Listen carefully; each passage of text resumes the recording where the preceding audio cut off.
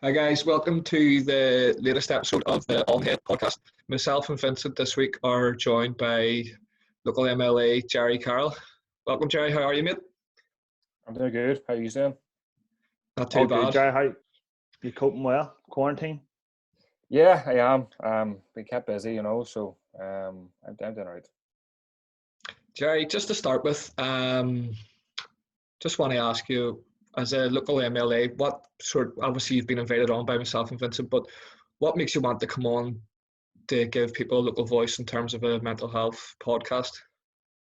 Yeah, well, thanks very much for the invitation. I think it's a good platform to get people talking about mental health. And I think from my perspective, I think in the last few years, you've obviously seen more and more people speak out, about mental health, talk about their or their families' sort of experiences, and that's a good thing. That's an important step.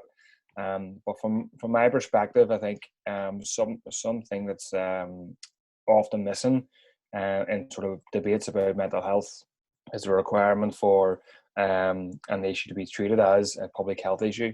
So normally you're kind of told, or it's presented as, if you're depressed or you're anxious, it's almost your problem. You sort it out, or you ring, whatever service that's available. Whereas from my perspective and sort of the party's point of view, we want to take a holistic view in the sense that, people are obviously shaped and affected by the environment they grow up in. And I want to, as best as I can, try and tease that out in terms of the coronavirus. We've heard reports about increased anxiety and depression, I think, at the start of the crisis. I think in some places that's sort of plateaued and leveled out, but I guess there's an expectation that at the end of the crisis, that depression and anxiety could increase. So I think from my perspective is to talk about that in terms of, what I and what we collectively can do as a community. I'm on the health committee in Stormont as well, so if there's any suggestions from yourselves, your listeners, I'd be happy to sort of put that in Stormont as well.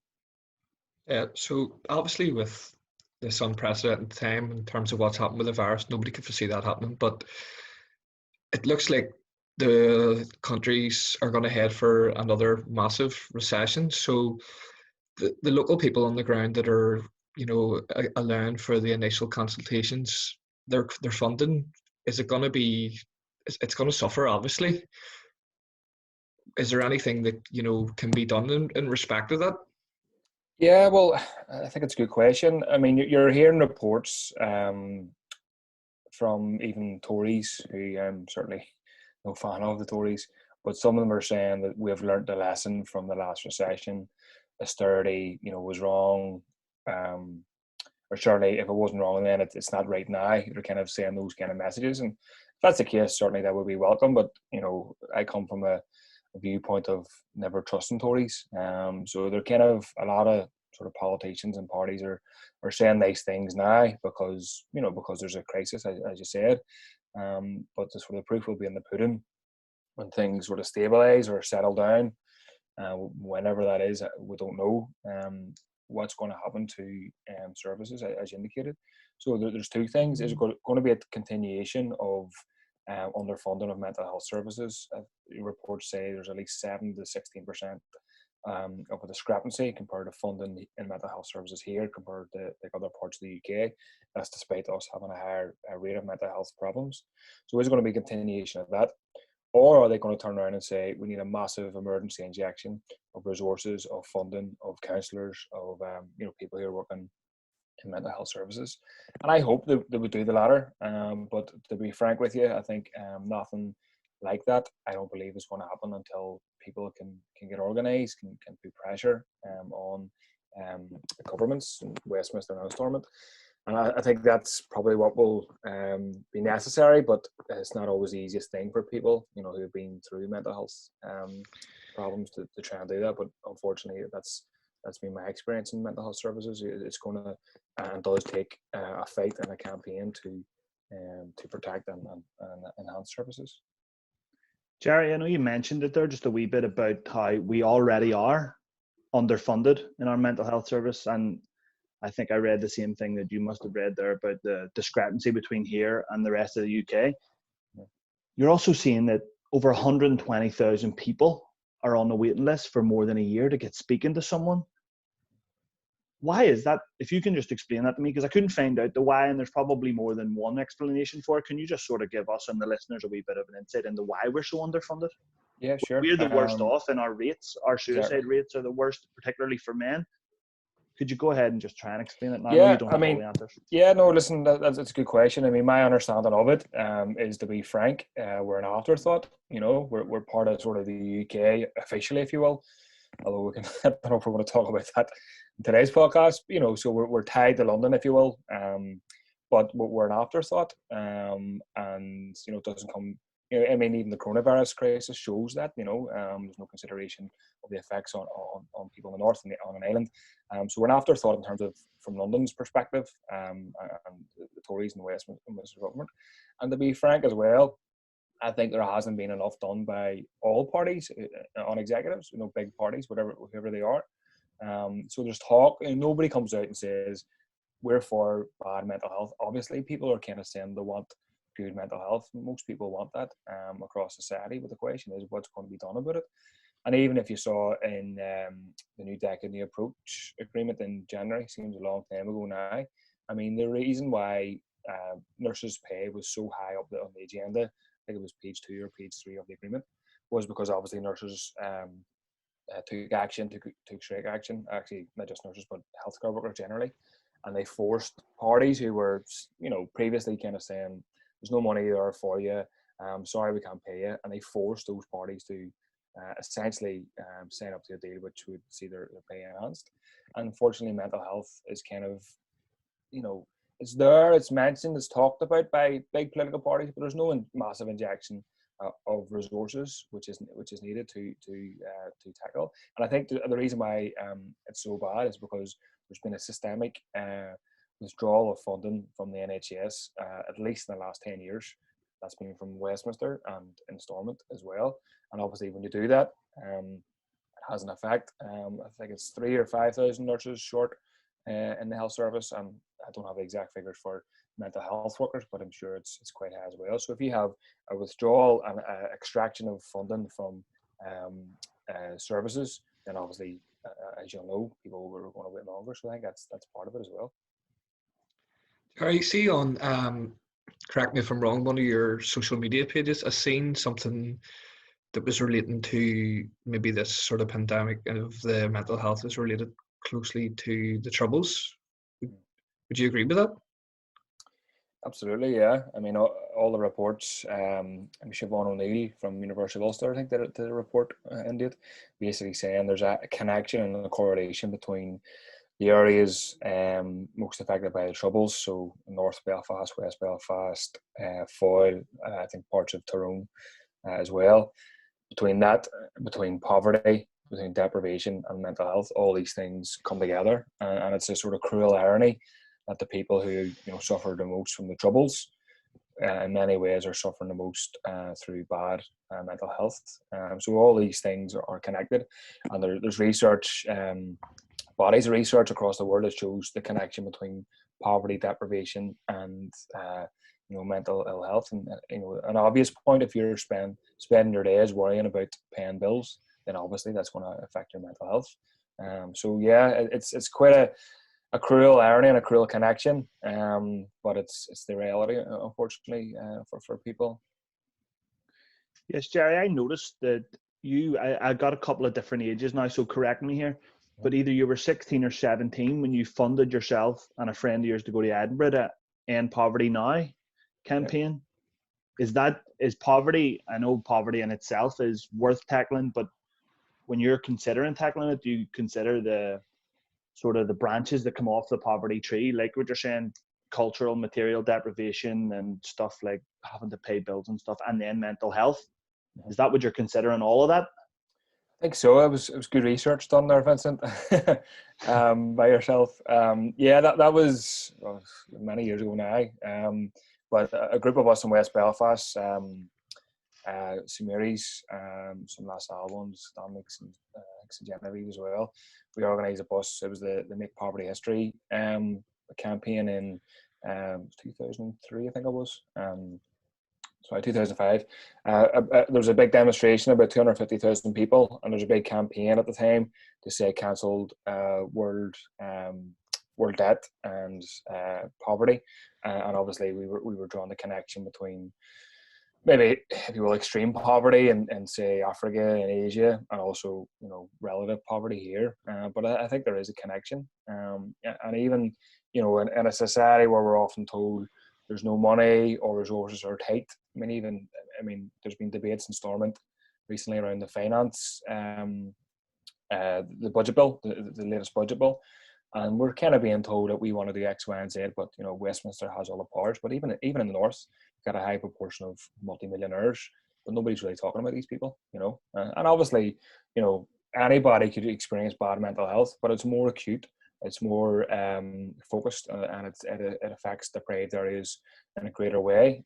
So from my perspective and from a socialist point of view, I think those who have more finance, more resources, should be paying higher taxes, and that should be funneling and going towards more counsellors, CBD therapists, and everything really that's needed.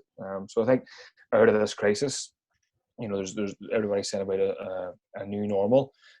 Certainly, for the most part, that sounds good, but I think we'll have to start putting demands on executive, on Westminster, and mental health, I think, has to be a key component in that.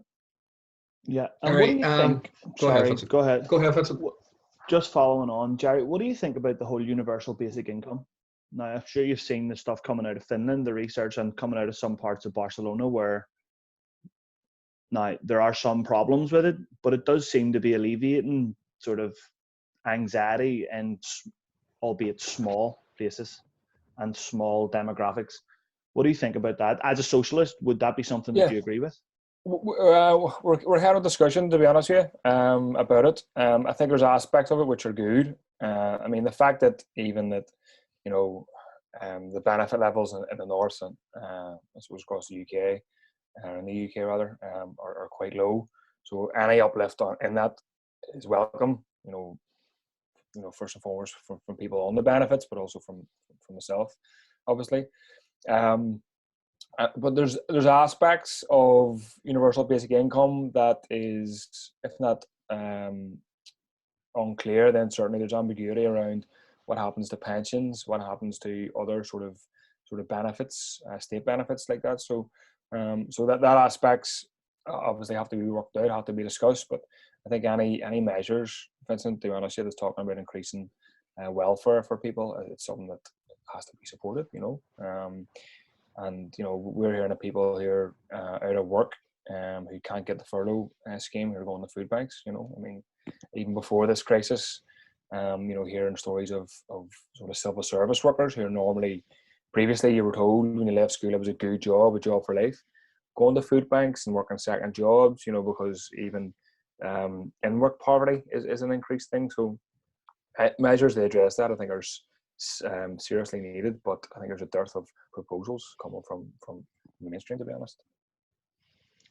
Gerry, obviously Vincent's touched on, you know, your early work, so we sort of just want to change the direction of conversation towards yourself. I'm sure as a politician you're not really used to being asked about your actual self, you know, but I can remember whenever I went to university in Jordanstown. Now, to be fair, it didn't last that long, so I was surprised I bumped into it. But you had a role in there. You were was it the head of student council or Union? Yeah. Yeah. So, just give us an outline of why you wanted to get into politics yourself. Yeah. And again, that seems like a long time ago now, Doc. But years ago, mate. A couple of years ago, I said I'll cling on to that. Basically, I mean, to be completely honest with you, I mean, I've been an activist from about 16, 17 sort of years of age, and somebody who was just angry at the way things were working, you know. You know, I think I became properly political, if you will, around the time of the Iraq War, and just been really, really angry about it. And, you know, maybe definitely not having a full grasp on geopolitics, you know, but understanding that this was wrong and something had to be done about it. So we were we walked out of school, we demonstrated against it, and then from that I became an activist and somebody interested in politics.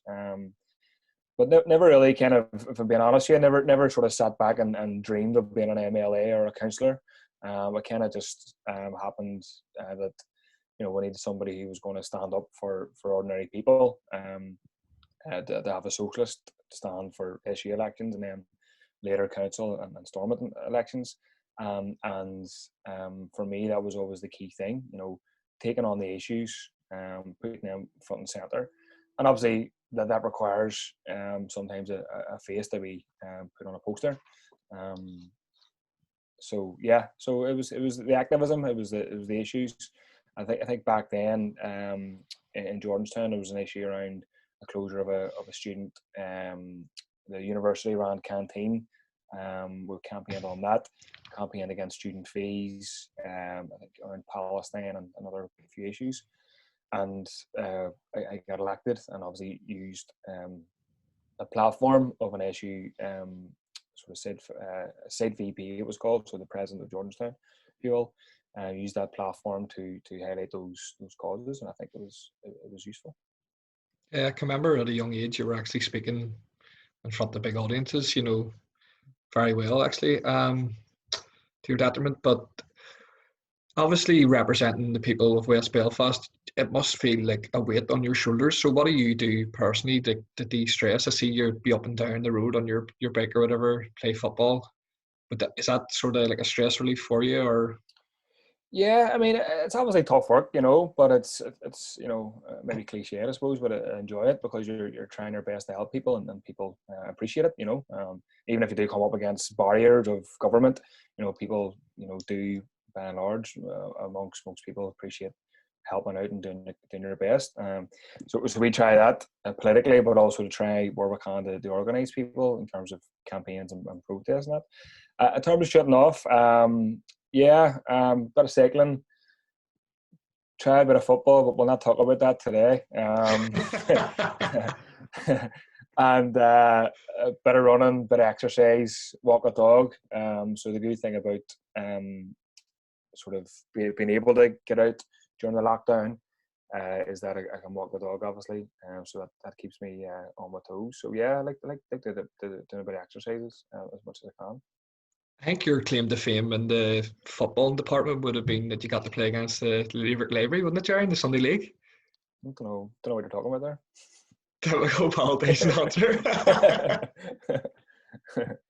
Gerry, in the run-up to this wee interview, I'd been speaking to a few people just from in the house, in the street, and I'm sure you've came across them when you're on your canvas, but some people were saying that, who's that? That's socialist? That's a pipe dream. That doesn't translate to either money in my pocket or sure that was failed, that came down with the Soviet Union, stuff like that. What do you say to people like that? Just get that part, because I think it's important, because I think socialism could be misunderstood by the mass and you need to get it out there. Yep. I definitely still hear it, but to be frank, Vincent, not as much as I used to. I don't know if that's people saying, you know, seeing like a socialist can be elected, you know, to council and Stormont. Not saying to anything more than that, but I don't know if people see a socialist being elected as being maybe these ideas are tangible. But I do hear it less than I used to be completely honest with you. And so that's maybe from my experience and being involved in things. But also I think there's a realization amongst people that, you know, I think things can continue. You know, they realize that, I mean, I think people see the virus, for example, the coronavirus, is they see a situation where, I mean, people are coming out and correctly and rightly clapping for the NHS. And they're not clapping for Richard Branson or Jeff Bezos or, you know, millionaires or trillionaires. There's an element of that amongst people, and that's always been there in terms of people having a class understanding of things, if not maybe, don't want to say patronizing, but maybe not a worked out maybe philosophy or ideology, if you will. And in terms of sort of that, I mean, my perspective, I turn around and simply say Soviet Union was not socialism in action, you know. In an early attempt, a revolution to, you know, emancipate people and to have a free society. But to kind of summarize it as quickly as I can, it was crushed by, you know, America, England, and like 17 other imperial armies. So it's kind of like what happened in Cuba in terms of the blockade of Cuba. Russia, it happened in Russia sort of 40 years, 30 years prior on a much bigger scale. So I think it's possible now, and that's, I mean, that was, if you're kind of active in politics in the 80s and 90s, that was kind of the reference point, was the Soviet Union, for good or bad. I think that's obviously gone, and I think there's now more of an opportunity to build what we'd call, and somebody called Hal Draper, an American socialist, said socialism from below. And I think that's essential. And even if you see that, the resurrection politically of Connolly in such a big way, James Connolly is an example of that. And I think Connolly is the local version of socialism that I and people for profit and people who are not in our party or maybe don't support us look towards. So I think there's a big audience for that these days. I see in terms of whenever yourself and people before profit, I don't know how long you were actually based or been about, but in my view, when you first came on the scene and you were running for just the Belfast council seats or whatever, a lot of people would have said, in terms of voting Sinn Féin and DUP, for example, that voting for Gerry is a waste of your vote, in terms of like the orange and the green getting people into power. But as for example, coming on this podcast, can people look to you as a local man, that is in touch with the people in terms of pushing forward for like mental health charities and work to be funded towards, instead of a big massive party where they need to go through somebody else to get this done and get other things actioned? I think so, and also I think it's we're trying to break down that sort of binary divide of unionism and nationalism, in the sense that if you're from West Belfast, if you're from Ladybrook, you have to vote Sinn Féin because that's what you're told or what family did or whatever, and we want to break down that if you're living with Shankill that you have to vote the DUP because if you don't, then the United Ireland is going to creep up behind you or whatever scaremonger story is put out there. We want to break down all that, and it's not always easy. It's obviously, as you know yourselves, we live in a very entrenched and a sectarian society, but also I think there's a lot of people today who want to move beyond that, and I think for that to succeed for our city, for our society generally, I think you need to have class politics and socialist politics. And what I mean by that is you got to understand that the main division is not whether you're living in one part of the Blacks Road or another part of the Blacks Road. The main division is, do you have a lot of wealth or do you not? And most people in West Belfast do not have a lot of wealth. Most of them are impoverished, and we want to utilise and bring together those people to try and push back for greater resources, for a sharing of the wealth.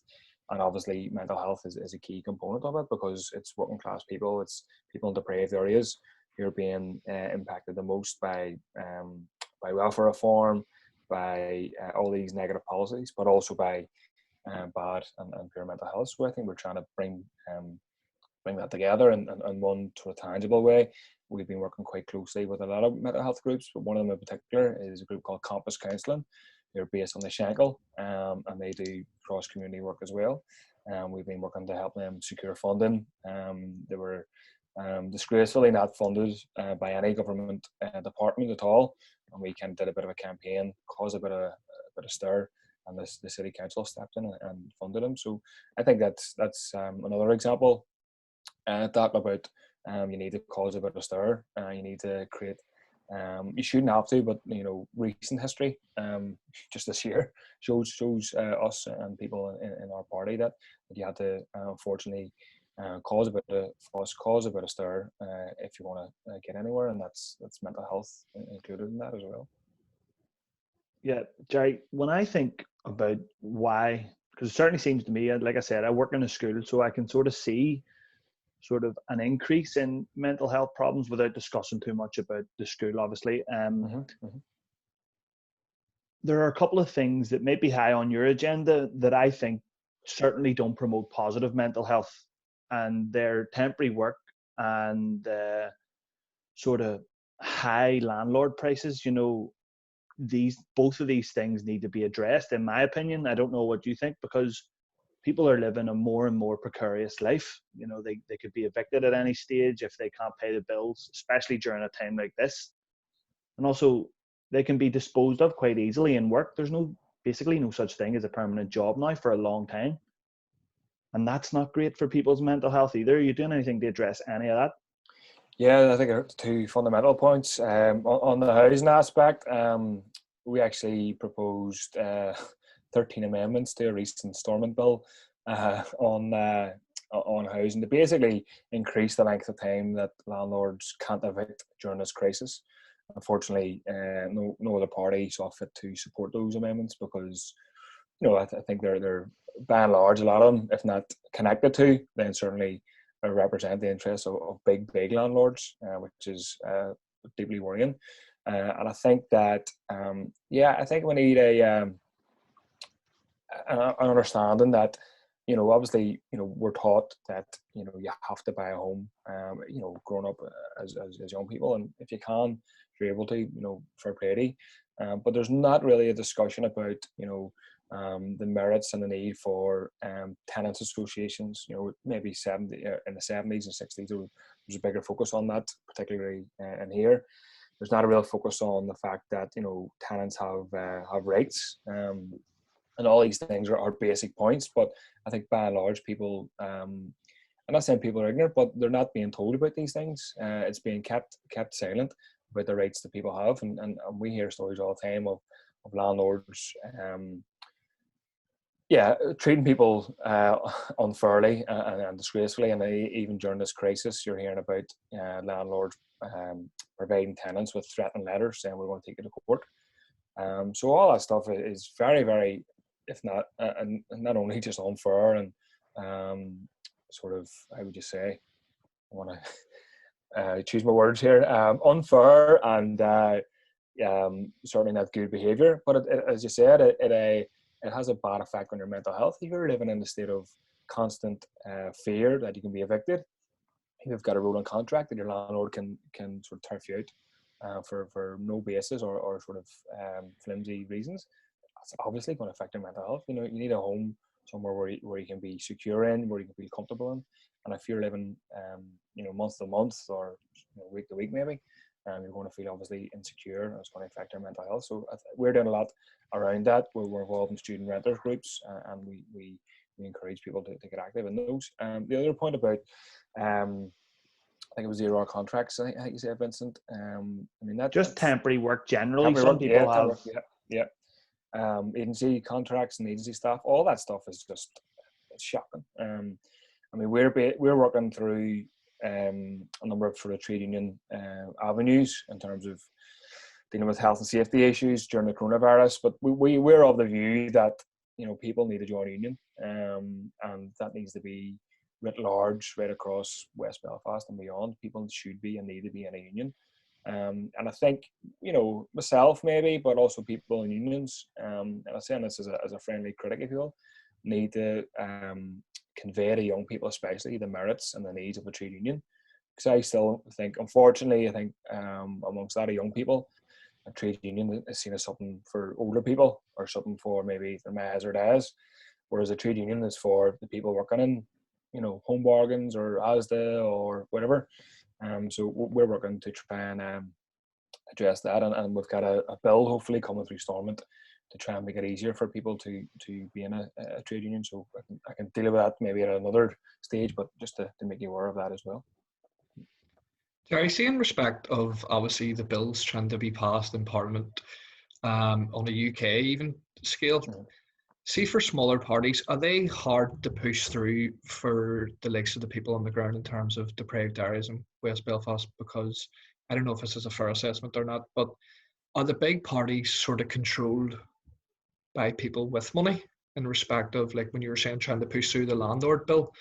Is some of them big little landlords, are they funding these bigger parties so they have to sort of fall in line with where money's coming from? Is that... Yeah, I think there's an element, possibly. I don't know, I don't have any evidence of that, but I wouldn't doubt it. It probably goes on. But I mean, even surveys showed that a lot of MLAs or landlords have multiple houses. So obviously there's a material and a financial interest for landlords to protect themselves. So they obviously don't want as much regulation and as much rights for tenants. It's not just in Stormont, to be fair. It's the same in the south.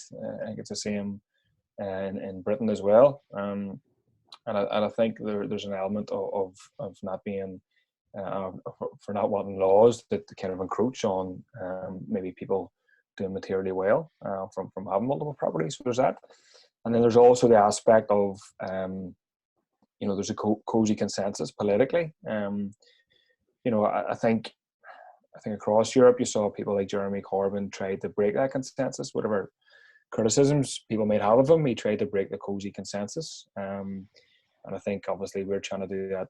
We're not obviously not as big as Labour or Corbyn, but we're trying to do that maybe in a smaller way in Stormont and in the Dáil. And one thing that I've learned is parties who are established for a long time do not like that.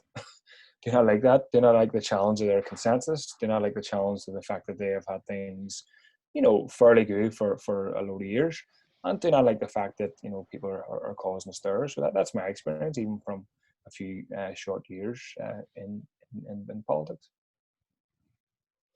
How would you grow a party in terms of your socialist party? That it still seems to me, it seems like almost like you're an independent. You can sort of have your own views. How do you grow your party to a bigger scale, still keeping that basis that people are allowed their own opinion? They don't have to fall in line with all of party views. How do you grow that to bigger scale to bring it across the board? Hopefully all your viewers, or some of them at least, might show an interest, and they're all welcome, obviously. I know it was a bit tongue-in-cheek, so I don't know if I could have done that, but I just tried it. I think I take your point, and people can have a view of parties generally as being dogmatic or rigorous or whatever. And I think depends on how you're coming at it. I think from our point of view, obviously we've got firm principles, anti-racism, anti-sexism, pro-worker, for a socialist Ireland, and other things. That's not an exhaustive list, and we want to, and we do fight for those to be implemented, every day. And I think other parties have a basically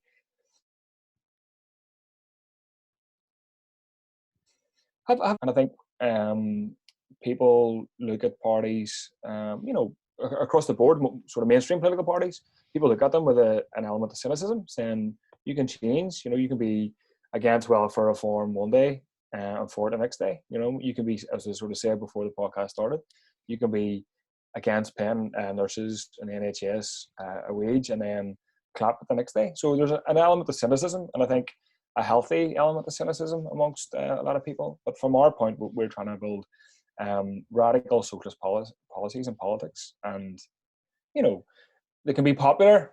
They're not for everybody, but I think even people who would disagree, would I think even respect. I even remember. Maybe going slightly off topic here, but I remember campaigning in a couple of elections, and the issue of abortion coming up. I was discussing with a gentleman, and he was deadly. He was pro-life, anti-choice as he called it. I told him I was for a woman's right to choose, and the guy actually appreciated the fact that I was being honest, even though he firmly disagreed with my point of view, and he was making the point to me that other people are flip-flopping and saying one thing and another. So for us, we're trying to create solid principles, firm principles, and I think I think in the period of recession, and they're saying it's going to be the worst recession in 300 years. In that period, I think socialist politics and left politics can grow, and we're in a position where we've got a platform in Stormont and City Hall, and we hope to use that hopefully to grow. Just something you said there, Gerry, I found interesting about the guy actually accepting your point, although he disagreed with you. That seems to me like it's becoming sort of a diminishing or lost art. It almost seems like now it's team over here, and sort of nothing in the middle.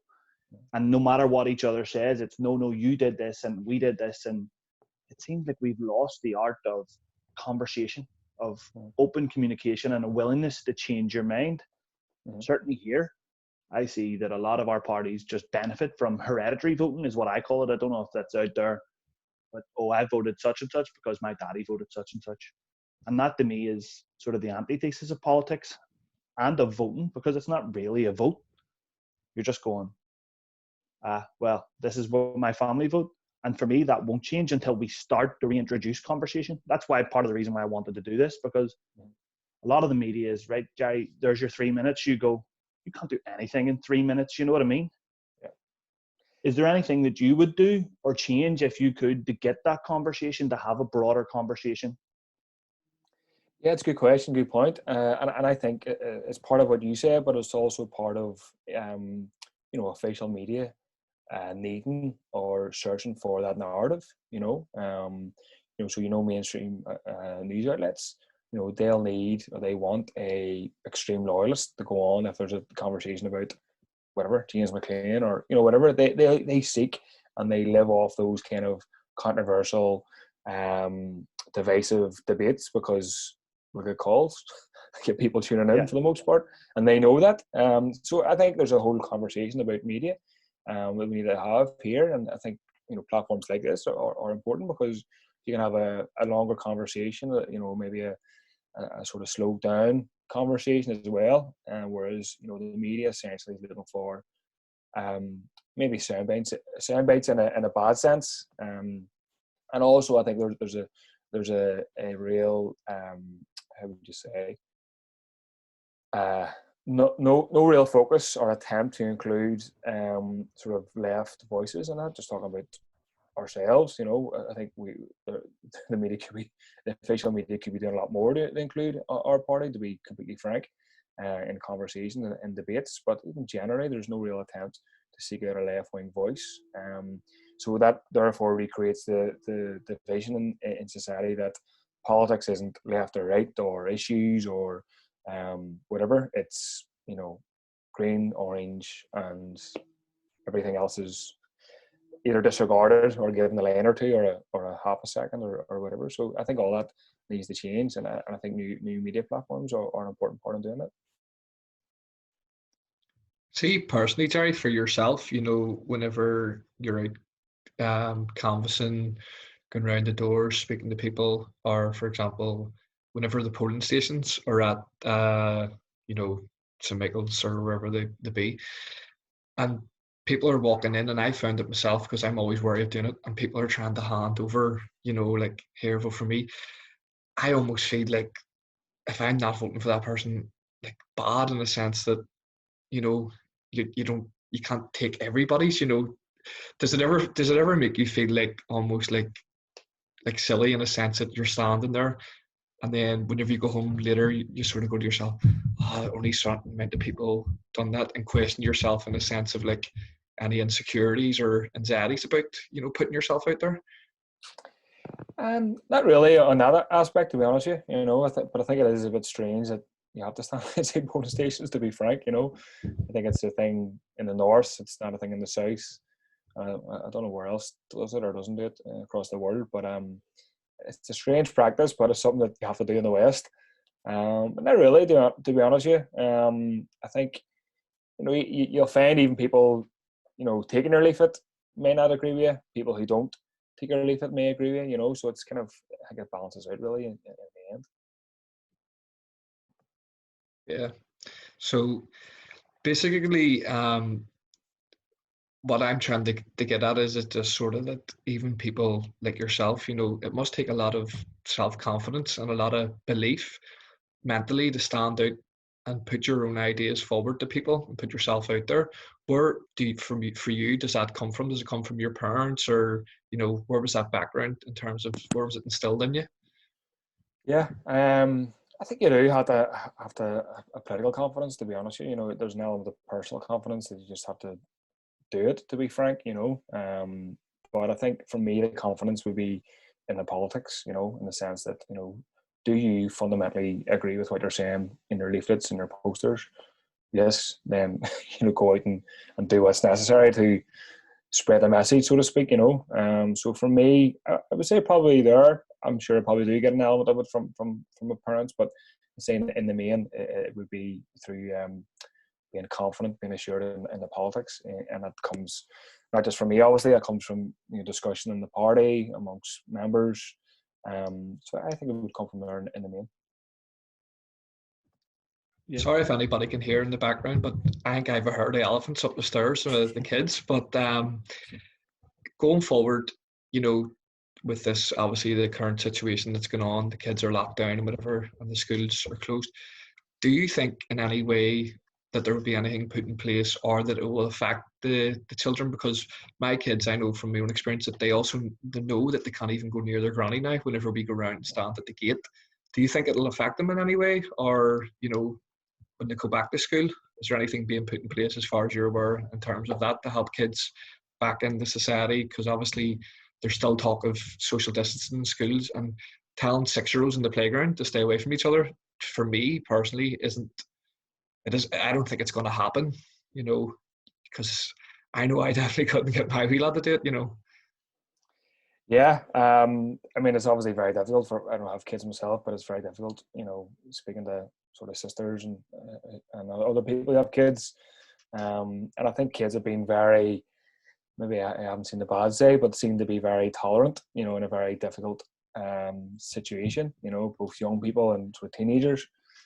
You often get a bad rep. They've been very, very willing to accommodate. For the most part, so I think that's important. I think there could be ramifications.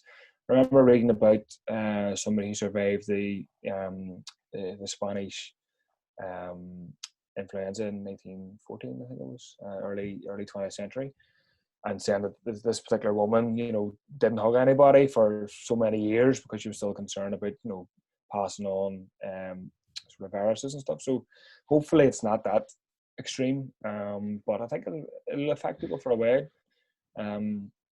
To what extent we don't really know. In terms of schools, I'm very concerned. We talked about this in Stormont yesterday. I'm very concerned that they're kind of rushing very, very quickly to get kids back into school. I'm also concerned that they're making people take the 11 plus in, I think, late November this year, and they obviously haven't been in school. Some people are getting privatisation, others aren't. Most people aren't. So there's a very, very worrying situation in terms of education, the path that they're going down. And my understanding is there's going to be a phased return in August back to school from the Education Minister. What that means in practice is anybody's guess. But I'm concerned that, I mean, we know obviously education is very, very important, but, you know, health and safety of kids and teachers and classroom assistants is the most important thing. So I think there needs to be measures in place when it's safe to get people back in school. But, you know, as you said, there has to be a social distancing in place. There has to be protection for staff. And I think in England, certainly the abuse that some of the teachers' unions are getting is frankly disgusting. And hopefully it's not the same here. Myself, Vincent, and I actually spoke about this the other day in terms of the situation, didn't we, Vincent, about if people can afford to maybe get their kids tutored while this is all going on. If that 11 plus, which I thought 10 years ago was meant to be abolished, if that goes ahead and those kids are getting extra help in their house because their parents are in a better position, I don't see the fairness there in terms of, you know, kids that parents are on social welfare, you know, and they can't educate them in this time. You know, maybe their parents aren't, you know, up to standard themselves in terms of teaching, because I know even my wife is struggling, you know, to teach our 6-year-old in the house. So the fairness in that is it's non-existent in a sense, because it shouldn't really be happening if the kids aren't at the same level but they would have been given the chance to be throughout the school year. 100%. And, you know, I was saying to Stormont yesterday that, you know, the class divide that already exists, you know, if not in classes, then certainly across classes, school classes, is going to be just further widened by this crisis. You know, people who can afford private tuition, people who can afford maybe computers and iPads or whatever, are going to be in a better position than people who can't afford it. And also, it's my understanding that people with disabilities and underlying health conditions will go back into school later than people without. So if you're unwell, if you've got an underlying health condition, you're going to be at further disadvantage. You may not have the resources at home. You may be unwell and sort of disabled, and then you're going to be asked to sit an exam and without any real preparation. I mean, it's ridiculous. So all this talk about a new normal, it doesn't really exist when you're coming to talk about the transfer test.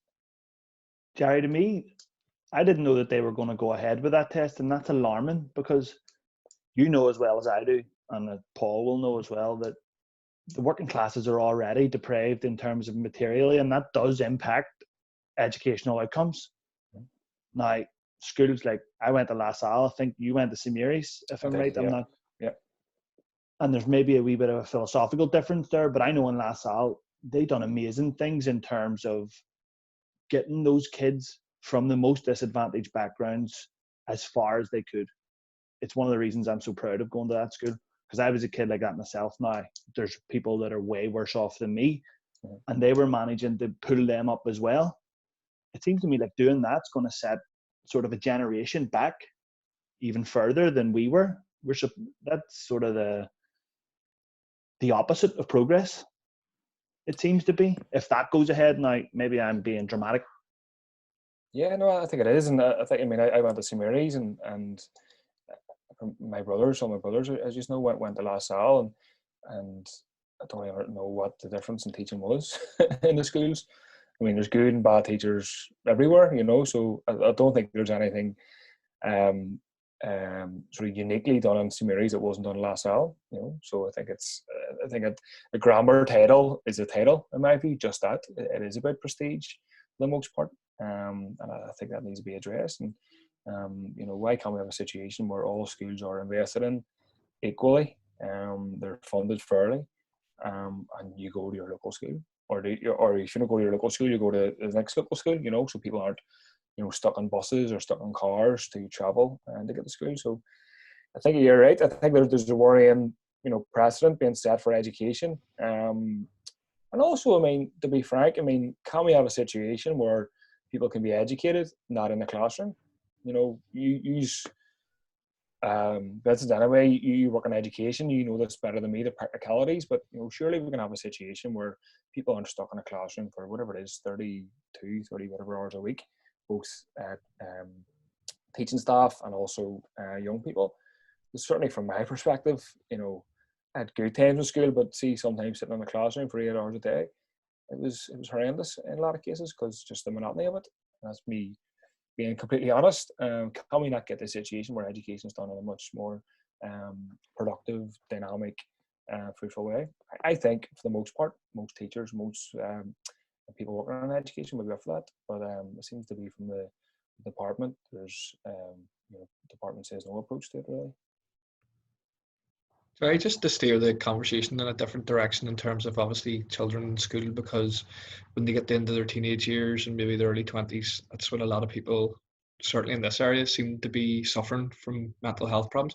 Do you feel in the school that we could be being taught more practically about for toxic sex education?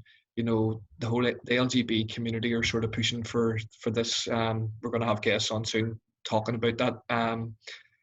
That how they can deal with stuff like that, because growing up in a school when you're completely different, it must be tough for children, in a sense that they're not even being spoke about. And I can remember even the sex education that we got in science was looking at a picture, when you're going like, what's this even teaching about it, even in terms of like hygiene, in terms of even cleaning yourself, like do you think the curriculum needs to change? Because obviously it's in line with, I know the Catholic schools are in line with obviously what the church is saying, but times are starting to move on, people are starting to be different, and people need to know the basic tools in terms of how they should be dealing with things mentally and even physically. Yeah, I mean, my school experience of that was worse. We were shown a book. We were meant to we're meant to be showing a video, but somebody stole something from the science class, and the punishment was not to watch the sex education video. And that I'm not lying. It was seen as some kind of treat or whatever, which is bizarre, you know. That was maybe a few years ago, but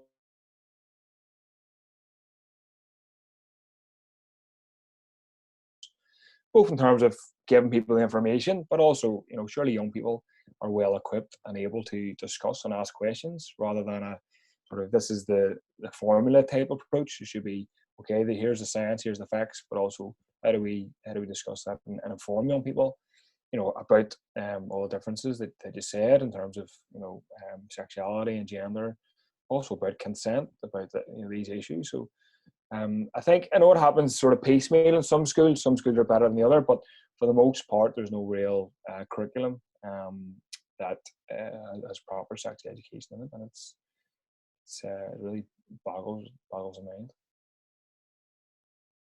Definitely. So, Gerry, usually the stage of the podcast where they ask the guest, you know, a couple of questions about themselves in terms of how they would Sorry, react. So, see, go just ahead. before we get into that wee bit, can I ask you something, Gerry? Now, it might sound like I'm sort of like you emailed me this question beforehand, and let's make it clear we didn't. But in terms of the treatment of mental health here, it seems to me like we over medicalize because people can't get talking to counsellors, and you're sort of, I think the last I checked, the average GP meeting time is like 3 minutes. Now, I don't know what anybody can accomplish in 3 minutes. Do you think that that's sort of a trait of capitalism where, I know certainly it is in America with the opioid crisis, these people are being incentivized to hand out tablets that are damaging people? Do you think that that's going on here? Maybe you don't know, and that's fine as well, but it certainly seems to me like too many people are getting antidepressants rather than getting a conversation with someone who can help them, or a more holistic approach to mental health, like exercise, diet, stuff like that.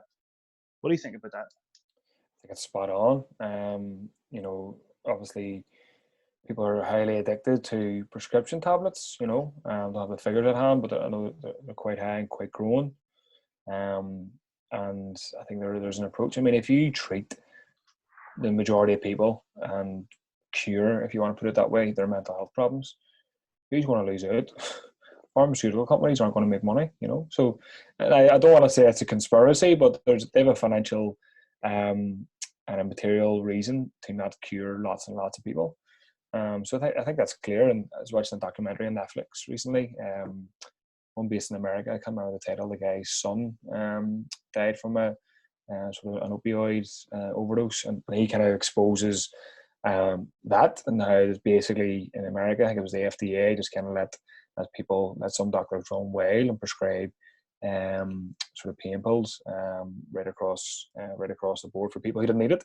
So I think that's the point, and I think the point to be made is obviously, you know, some people will need medication, but not everybody does. And as you said, it's a quick fix solution, and in many cases, the results of it are very, very long term and damaging in terms of addiction, in terms of, you know, maybe organ damage or failure. And fundamentally, in a lot of cases, it doesn't deal with the root causes, you know. And most of the issues around mental health for most people are in early years and teenage years, the years yourself or Paul referred to.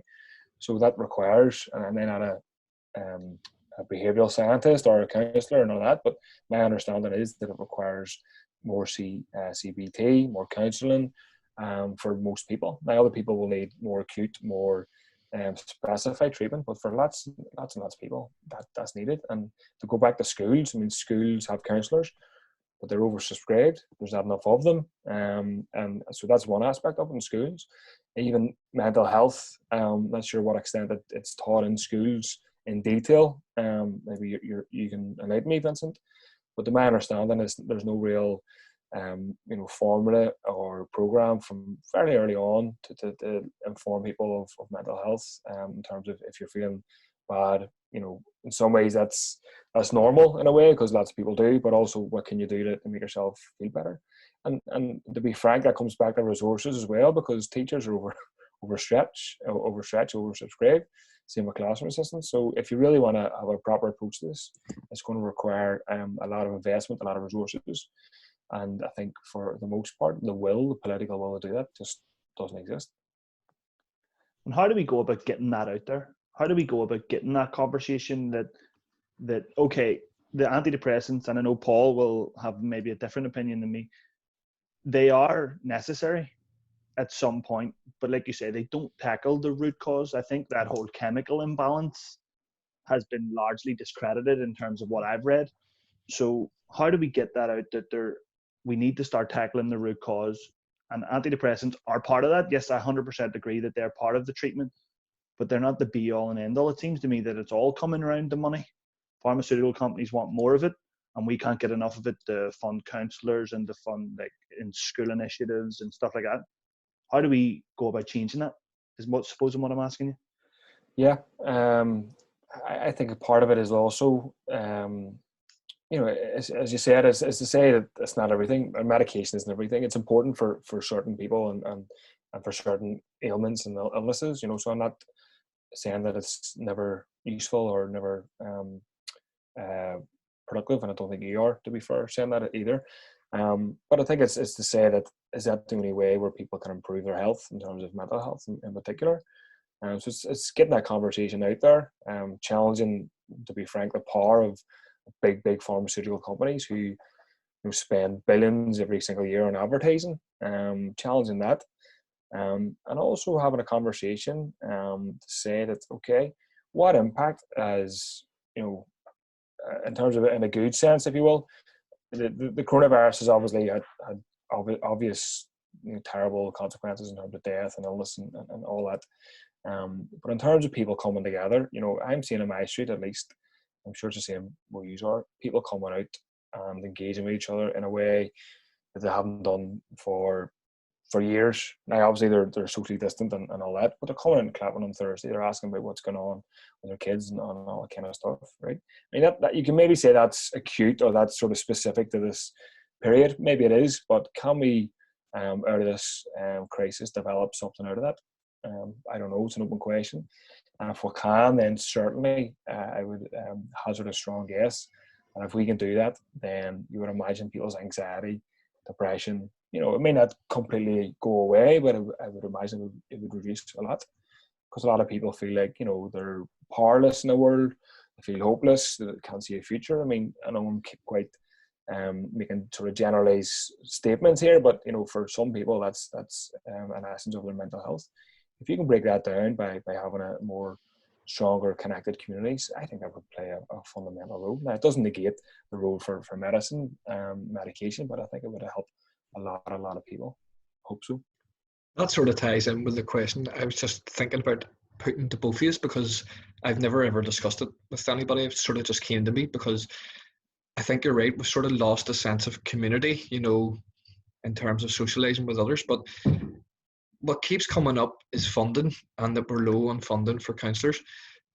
Would it be a good idea at some stage, when people are coming close to being discharged, that if they feel comfortable, that they're put into a group setting, where maybe it's almost like an AA or like a Gamblers Anonymous, where people can then come together and be in a group of people that can have their own support system? This is sort of both of you, but Gerry, you can go ahead first. What do you think of that idea? Yeah. I think it sounds a good idea. Yeah, I think so. What about you, Viti? I don't fully understand. You don't have to agree. I just mean in terms of whenever they come out of obviously one-on-one counselling, so that the counselling doesn't need to last as long and help other people that are maybe in a worse situation sooner. Could people be discharged earlier and one counsellor facilitating, say, maybe a group of 5 or 6, and then they become a support system for each other? Yeah, but what I would say to you is, rather than it be a couple of strangers, I think that what you should do after you receive your intense therapy. Now, before I go into this, I'm not an expert. I don't really know anything. This is just my opinion. I think that the counsellor should then work with your family, be it your wife and your kids or your parents, because I know a lot of people, particularly men of our parents' age, would go, "What are you doing? Why are you crying? Act ways up. You're annoying people." And you get that sort of stigma. And then people need trained. They need to have their mind opened that this is perfectly normal. It's a human part of our human condition that you feel down sometimes or you worry about stuff. And I think that those people need some sort of guidance as well. So how they can help the person that needs the help rather than stigmatize them or irritate them more. Does that make sense? Do you know what I'm getting at there? Yeah, that could be part of then, even like they could be taught that at an early age in school curriculum. You know, you could there could be a mental health sort of teaching and mental health class. You know, whenever we went to school, we done something that was called Learn for Life and Work, or you done careers, but primarily they seemed to me like, it's just my personal opinion, they were a bit of a waste of time. I would have rather been given the life tools, you know, that you needed, you know, in the big bad world once you leave school. So unless it could be implemented there, I don't know how you'd even go about pushing something In like that, you know, fairness, into schools. sorry for sort of cutting you off at the end. You're right, They go do ahead. they do that in schools. As someone that works in a school, there are lots of focus on kids' mental health and lots of focus on how to promote positive mental health through things like self-talk. Some people will mention mindfulness, although it's sort of open for debate. I'm a big proponent of it, but I don't control the curriculum. I think part of the problem with schools is that schools, particularly principals, they're under pressure to get results. And on things like mental health, there's no right answer. So you can't particularly have a test on it. So because there's no right answer, you can't test. So it doesn't improve the school's results. And the schools are under pressure. This is my opinion. Again, I don't know that much. Schools are under pressure to deliver for like league tables and stuff like that. I know that's the case maybe in England. And again, it comes down to resources. So if teachers have to deliver results, we need people in to deliver mental health stuff. And schools do that. But then who's paying for it? You can't ask the kids, because if you're in Andy Town, a lot of the kids don't have the money, and nor should they have to pay. But what do you then do? It seems like it's again back to, we need more money, we need more funding to promote stuff like this. I think so, and that's why I was sort of emphasising earlier, but it needs to be a public health issue. You know, if you see it as a public health issue, then you put the money into it. You know, like cancer or like heart disease or whatever. I think all of those suggestions are very, very good. But you know, unless it's treated as a public health issue, and that is something that you basically need to go and sort out yourself. It's a public health issue. So where's the public health policy to eradicate it or seriously reduce mental health problems? And it's not really there. There's intentions, there's kind of sort of good messages for the most part, but there's no real matching of funding and resources, as you said, and it's just left for schools and other people just to kind of fend for themselves for the most part. Yeah, it's people like doing stuff like this, and this is sort of why myself and Vincent wanted to do it, is to get it out there. You know, people need to take up the baton and run with it themselves, because if people just, you know, don't push the issue, then it's going to be ignored for even longer. And even when we are trying to push the issue, if people don't get on board with it, then nothing will happen, you know. And that's obviously, you know, and the only people that can do it, Gerry, like yourselves, you know, who are in control along with like Sinn Féin, DUP, they have the purse strings, you know. So we really appreciate you coming on, obviously, and talking about it. But enjoyed it. It was very good. Before you go, just for the listeners, relaxation techniques, favorite film, which you want to chill out and relax too. Oh, I was going to say Apocalypse Now. That's not a chill out film. No. Favorite film to chill out to? I can't think. What about TV show? A lot of people. My always says Friends. Friends makes her feel better. Does it? Right. I like comedies. I like Curb Your Enthusiasm. Larry David is certainly an eccentric, interesting character. Started watching that Normal People. It's pretty good. But I prefer comedies, so the likes of Curb Your Enthusiasm, stuff like that, I really enjoy. And then sport, obviously, you have the football and. Yeah, I like football. I like watching a bit of sort of mixed martial arts, but I definitely do not. Will never try it. And you know, stuff like that. I like watching. Good. Cheers, Gerry. Thanks very much for joining us. Thank you. Appreciate that. Brilliant. See you in a bit. Bye bye.